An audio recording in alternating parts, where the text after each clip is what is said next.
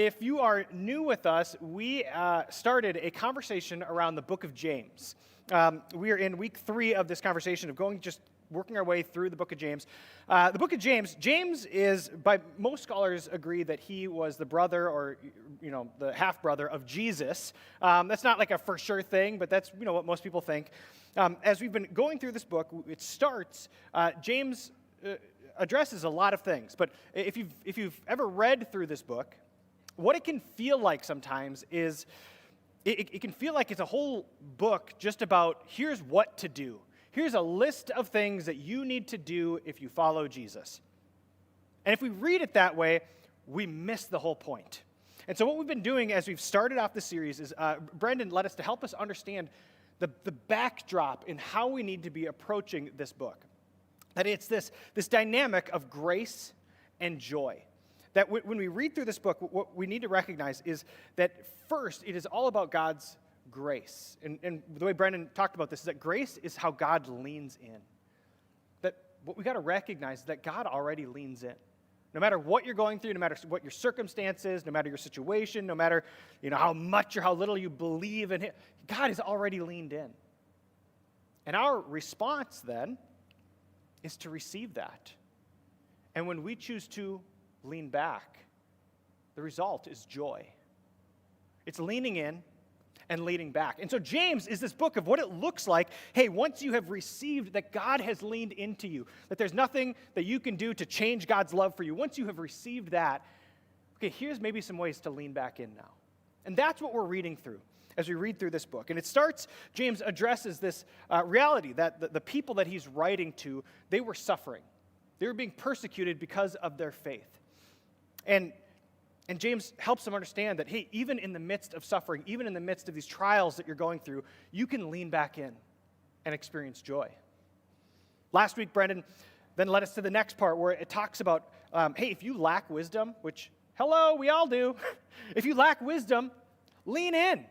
Ask God to give you more wisdom, and He will.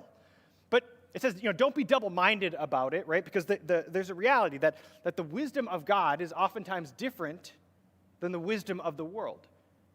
And so what it means is to lean into God and see things the way He sees things. Then you can receive the wisdom of God. Today, what we're going to be looking at is the next passage in James, and it's more of like a practical application now of this wisdom. But what James addresses is something that we have a lot of tension around when we talk about it, especially as Americans. There's a lot of felt tension around this particular subject, and we're going to go straight into it. So yay! This is going to be really uncomfortable for all of us. Are you ready? Because the tension we are going to enter it. It's not the sex talk, so don't worry about. We're not doing that today. We're not doing that. What we're going to do today is we're going to lean in. We're going to talk about the tension around money. Who's excited? Who here enjoys talking about money? Who's a sicko like me? Yeah. Okay. Yeah, enjoy talking about money. I don't know what it is. I love it. I like these conversations. But here's the deal. I also understand that talking about money can be really weird, especially in a church. That's just how it is. But what I've also, just in my own experience, when it comes to like our awkwardness around money, I think sometimes what will happen is because we feel awkward about talking about money, to try to make ourselves feel a little bit better, we start to believe things about money that just aren't true. And it all kind of stems from kind of this awkwardness around talking about money. So for example, how many of you have heard, or you've even said it yourself, money can't buy happiness? Money can't buy happiness. Yes, it can. Are you kidding me? Yes, it can. Listen, the money that my house bought me, I'm really happy with my house. I'm really happy about it. When I can afford to buy really good food, that makes me really happy, right? That my money can buy me warm clothes on a day like today, that buys me a lot of happiness. Money can absolutely buy happiness. What it cannot buy is fulfillment, right? It can't buy you fulfillment. Right, let's be clear about what we're talking about here. Or how about this one? When we start to get really like Bible-y, right, we say things like, money is the root of all evil. No, it's not. In fact, that's a misquote of something Jesus said, right? Money is not the root of all evil. What Jesus said is the love of money is the root of all kinds of evil. Not all evil, but some of them. And it's not money that's evil. Money is benign. Money is just an object. But it's how you relate to money that can lead you into all kinds of evils. And it can also lead you into all kinds of really great things as well. Right? You see, when we get this awkwardness around money, it can lead us to believe some weird things. And the passage that we're going to read today in James has led to all kinds of weird beliefs around money, especially in the church world. So we're going to tackle this. We're going to engage in this together, and you're going to feel the tension. You're going to feel the awkwardness of what this passage says, but you know what? We're going to engage it today. And I hope at the end of this time, we can come out better together. You ready? We're in James chapter 1, starting at verse 9. And this is what James says.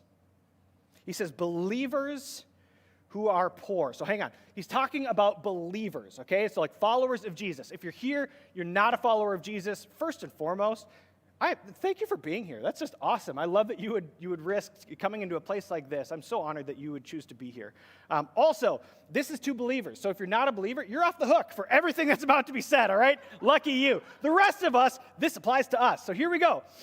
He says, believers who are poor, which means you can be poor and believe in Jesus, right? Believers who are poor have something to boast about, for God has honored them. And those who are rich should boast that God has humbled them. They will fade away like a little flower in the field. The hot sun rises and the grass withers, and the little flower droops and falls, and its beauty fades away. In the same way, the rich will fade away with all their achievements. So pretty straightforward, right? Right? Achieving is bad, being rich is bad, and being poor, being broke is good. Right? So let's go do that, all right? Stop achieving, stop making money, and let's celebrate. Let's boast about being broke. All right, let's wrap it up. We good? No, right? Of course that's not what James is saying here. But unfortunately, the church, oftentimes us as Christians, we will read something like that, and it will lead us to believe some really unhealthy things about money and the invitation that God brings us to around money. And so we get these underlying kind of feelings sometimes of like, hey, go and make money. That's important, right? Get a job, make money, but don't get too rich. Don't get too rich because then you're a rich person. Being rich is bad. Being rich is evil. Don't be rich, right? Or go make a difference in the world, but not too big of a difference. Because if something gets too big, it's going to become corrupt, and you'll become corrupt. So go make a difference, but not too big. And we have these weird beliefs about who we are and how we relate to money. And there's this underlying lie that is kind of through all of these weird beliefs. And it's the lie that actually James is trying to address here. It's the lie that we believe that our worth comes from our wealth. That our worth is measured by our wealth. You see, what James is actually talking about, he's giving us wisdom. He's using the rich and poor as an example, but he's not talking about rich and poor. He's not talking about wealth. What he's talking about is where we find our worth. And the world has a really clear system for this. Let me bring out my ladder. You see, when it comes to your worth, the world makes this really simple for us, really, really clear, right? And it's the money game. If you are rich, right? If you're rich, if you climb the ladder, if you get enough money, if you are rich, well then you have the most worth, right? If you're rich, you're up high, you're honored, people look up to you because you have the most money. And if you're poor, right? If you're poor, well, then people look down on you. And we don't say that out loud, right? So instead, what we'll do is, oh, yeah, poor them. Oh, man, yeah, they live paycheck to paycheck. Oh, man, they can't pay. poor them. You know what? I have money, so I will come down and save them because I have that much worth, right? Look at me. Look at all the good things I can do. And we play this game. And you know why we play this game? Hey, if I have more money, my value is more, but my worth is more, but if I have less money, then my value is. Do you know why we play this game? Because it's easy. It's really easy. The rules to this game are defined. The rules to this game are really clear, right? If you have money, you're the winner. If you don't have money, you're the loser. There are winners and losers in this game, and we like winning. So we play this game. And at the end of the day, the person who has the most money wins. That's how we play this game. And here's what's fascinating about this game, is that you don't need to have the most money in the world to win this game. You just got to have the most money in the room. If you're the richest person in the room, then you're winning at this game, right? Because I now have the most worth. And here's the deal. You know what's really nice about winning in this game? Because there's perks to winning in this game. That if you are winning in this game, the perk is it doesn't matter what those people have to say because they're going to talk poorly about you, right? Because you're big, bad, and evil. But you know what? If I'm winning at this game, I can just buy away most of my problems, right? If I'm uncomfortable, right? I don't know. Life is kind of uncomfortable. Okay, well, depending on how high up the ladder I am, I can just get myself a different house and be more comfortable. I can get myself a new car. Something as simple as I can just buy myself a new coffee maker and get some better coffee, and then I'll feel better because I can. Or am I bored? Well, if I'm bored, I'll just get another streaming service. If I'm bored, you know what? I'll just go on another vacation. I'll take another trip. If I'm bored, I'll just buy another ticket to another show. It's no problem. I can be entertained because I have the wealth to do that. You see, in this game, if I'm winning in money, I'm winning in life. Now remember, it's not about the money. It's about where I'm finding my worth. Right? You see, in this game, if I'm winning in money, I'm winning at life. But the problem is, when that's the game I play, I eventually start to realize that this game is like a flower in the field. It will eventually fade away. That my money will eventually go away. In this life, it might go away because I spend it all. In this life, it might go away because the stock market crashes. In this life, who knows? But best case scenario, this goes away when I die. Because there's nothing that I can take with me after I die. It's temporary. It's like a flower in the field. When we play this game to try to find our worth in this game, it's temporary. It does not last. This is why Jesus tells us in Matthew chapter 16. He says, "And what do you benefit if you gain the whole world and lose your soul?" What do you gain if you win at this game and yet you found your worth in the wrong thing? Right? Because in this game, no matter how far up the ladder you make it, it will eventually go away because it's temporary. But you see what Jesus does? Jesus invites us into a different game entirely.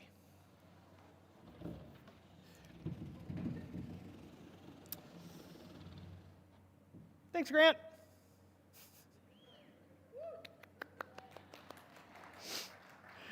You see, what Jesus does is he invites us into a different game. Rather than fighting to climb the ladder, how far up, how far down, he invites us into this space that says, you know what? It doesn't matter who you are, how much or how little you have. He invites you into the space that says, listen, every person who stands with me has equally unsurpassable worth and value. That when you step into a relationship with Jesus, when you find your worth in him, there's nothing you can do to gain more worth, and there's nothing you can do to lose your worth. That over here, your worth is settled. It's done. It's not like a flower in the field. There's no winners and losers in this game. That you are simply declared unsurpassable worth by Jesus. See, in this game, You don't have to earn how much worth or how little worth you have. Over here, it's simply a gift. It says, listen, because you are a child of God, that's all that matters. You have unsurpassable worth when you stand with Jesus. And in this game, you see, why James tells us that over here, the poor are honored is because they're no longer the losers in the game of life. And why are the rich humbled? Because they're no longer the winners in the wrong game of life. That no matter how rich or poor you are, you can boast about it. Because your worth is not based on your circumstances. Your worth is not based on your wealth. And your worth isn't based on something temporary. Now that sounds really freeing, doesn't it? You see, the platform, the thing that Jesus invites us into, it is so freeing. It is so beautiful. It's easy to look at that and go, well, of course that's the life that we want to live, until we realize that if I want to play that game, it means that I have to step off the ladder that I have maybe been climbing my entire life. And if I step off here, does that mean everything before was just a waste? You see, here's the tension, is that Jesus invites us into an entirely different game, that you cannot play the ladder game and the platform game. You can't do it. Jesus himself, again in Matthew 6, he says, no one can serve two masters. For you will hate one and love the other.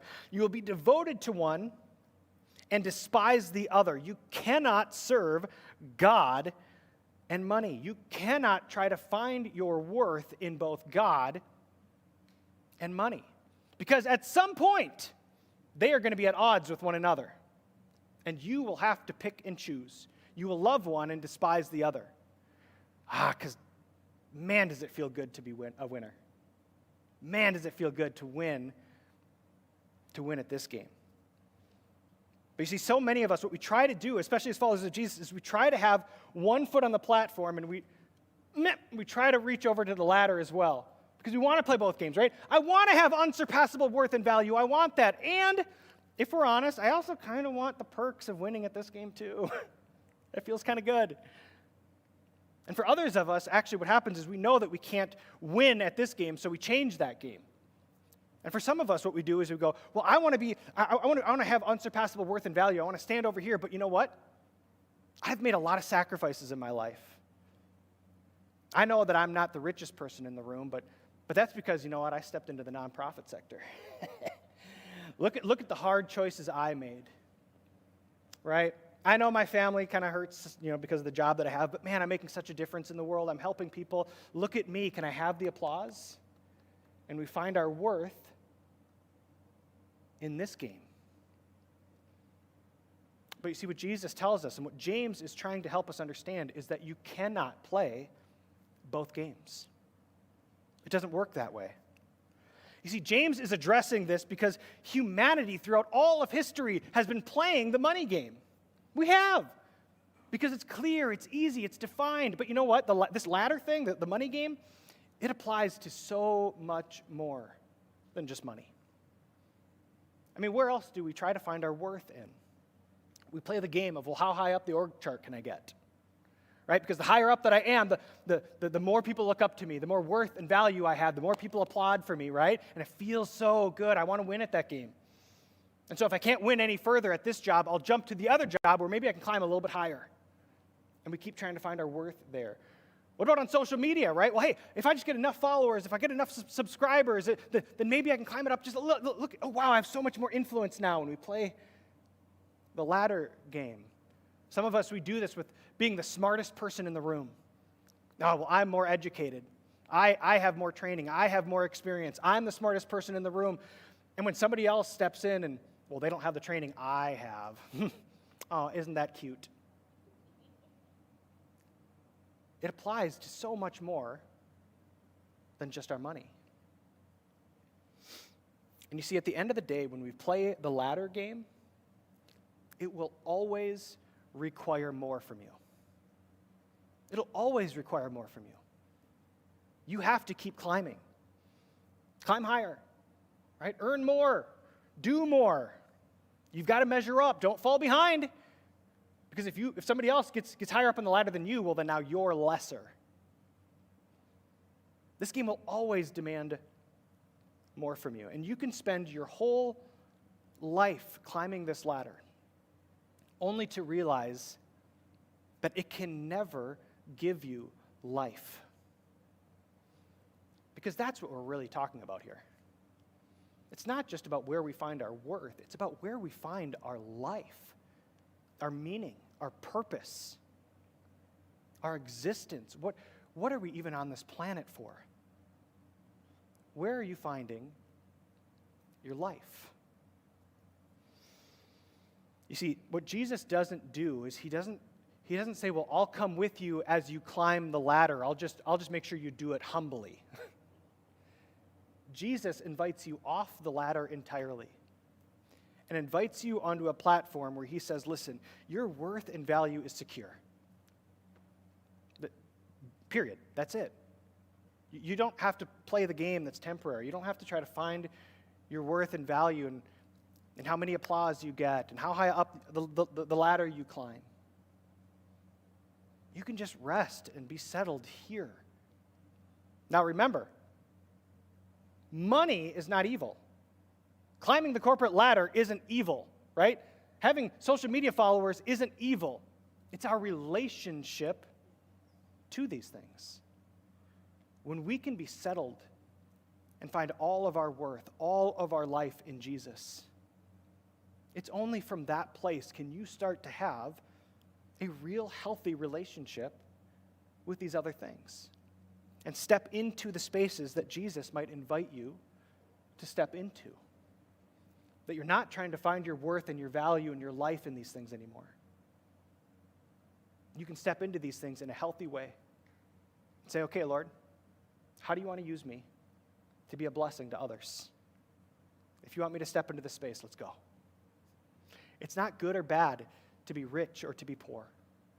This is about where do you find your worth?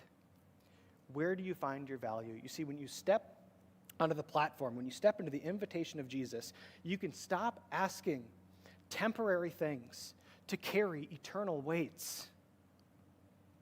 You no longer have to look for something that will fade away to give you life because you've already found it in the giver of life. This is who Jesus is. This is the invitation of James. Is to stop finding our worth over here and to find all of our worth, all of our security, all of our life in him. Now this is the invitation that James invites us into. And this isn't well, I made the decision once and now I'm done. This is an every single day kind of thing. Because when you are walking through the trials of life, the suffering of life, the hardship of life, it is always going to be tempting to start playing a new game. So the invitation, what I want to invite us into as we kind of wrap up today is, especially if you are a follower of Jesus, I want this week, whether it's today or tomorrow or just sometime during this week, here's what I want to ask of you. Would you take just a minute and just honestly answer the question, where am I finding my life, my worth, that isn't Jesus? What is that for you? What is that for me? Where am I trying to find my life? That isn't Jesus. And as you do, pray through that. Invite Jesus into the conversation. Ask him what he thinks about that. Let him reveal some things to you. And then respond. What is that? Do you have an unhealthy relationship with money? Right? Do you have an unhealthy relationship with your job or your lack of job? Do you have an unhealthy relationship with your status among the people in your family or your neighborhood or your peers? Where are you trying to find your worth and value that isn't Jesus? And would you take a step in trusting him? the source of life, to find all of your life in him. As we close, I want to also say this, is that there are some of you here who maybe have never known what this life is like. That it sounds really nice, it sounds really good, but you've spent a lot of your life, maybe all of your life, playing this game. That maybe you've never stepped into a relationship with Jesus. And what I understand about this game, because I've played it and I keep playing it, what I know about this game is that it is exhausting. But life in Jesus is a place where you can find settled. You can find rest. You can find peace. Because it's the space where you can just simply go, I don't have to do or be anything other than someone who God has leaned into. All of his grace, all of his love, all of his life is already on me. And it's from that space that you can now step into life. If you've never said yes to following Jesus, to beginning a relationship with him this morning, then that's a step of faith I want to invite you into. To start finding your life in Jesus. Start finding your life in him. Because he doesn't ask this of you. He simply asks you to receive. And then we're going to walk together in this. You get to do life with him. So this morning, if that's you and you've never said yes to following Jesus, I want to invite you to pray a simple prayer and begin this walk with him. And it's not a long prayer. It's very easy. It's, Jesus, I receive your life and I give you mine. That's it. There'll be plenty more time to have other conversations with Jesus. But maybe that's the starting place for you. Jesus, I receive your life and I give you mine. If that's you this morning, you can pray it out loud. You can pray it in your heart. But if that's a step of faith you're going to take today, would you share that with someone? Come find me after the service. If you came with somebody else, share that with them. Because we want to celebrate with you. We want to walk with you. Because like Sharon said, we are a community church. We do this together. So, would you pray with me? We ask the Lord what he would do in us and through us. Jesus, today, whether it's the first time or whether we've done this so many times, today, Lord, we say we receive your life and we give you ours. Lord, would you help us feel how lifeless the ladder game really is? Would you show us the spaces that we're trying to find our worth and value in temporary things? And Lord, in the only way that you walk with us, that you do this with us, would you meet us in that gentle kind of way? Help us to trust you more, to take a step closer with you, that we would find all of our life in you today. And Jesus, from that space, we are listening. We're asking you to invite us into whatever areas that you want us to step into, with our work, with our wealth, with our life, with our friends, with our neighbors, with our kids, our parents. Lord, we found all of our worth in you. Would you help us to love others well now as well? Jesus, we thank you for all of who you are. In your name, amen.